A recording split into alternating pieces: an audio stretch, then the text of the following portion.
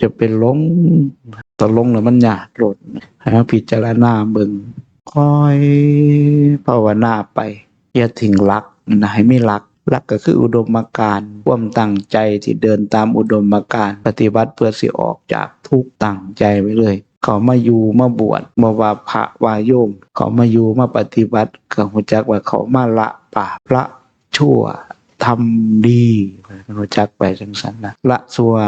ทำดีถ้าภาคปฏิบัติจริงๆแล้วละชั่วดีมันก็เกิดขึ้นทันทีโลดแล้วบ่ได้ไปหาเอาอีกได้หลวงปู่ใหญ่หลวงปู่จ้าเพิ่นจังเว้าไว้โอ้ยชัดเจนฟังเข้าใจง่ายพื้นบ้านพื้นเรือนบางใดมันสกปรกเฮาปัดเฮาถูหม่องหันความสกปรกหายไปความสะอาดมันก็เกิดขึ้นนะใจเฮาคุณของมองจิตเสามองทุกจิตทุกใจเฮาบำราดสลัดความทุกข์นั้นออกได้สลัดบำราดความร้อนขัดเครื่องออกได้ความเย็นมันก็เกิดขึ้นความทุกข์เปลี่ยนไปความสุขก็เกิดขึ้นเท่านั้นนะ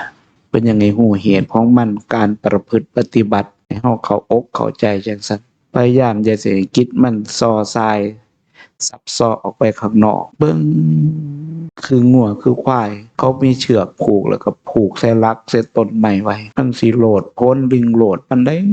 มันก็ไปบ่ได้มันมีลักผูกปลายเชือกไว้อยู่พอวิ่งพอโดดพอเต้นเอาไปเวี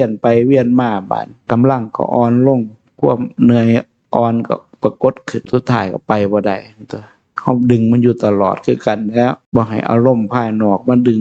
จิตเฮาไปนำจิตเฮาไปบ่ว่าอีหยังสิเกิดขึ้นบ่งอนแง่นบ่คลอนแคลนมีความอดทนคม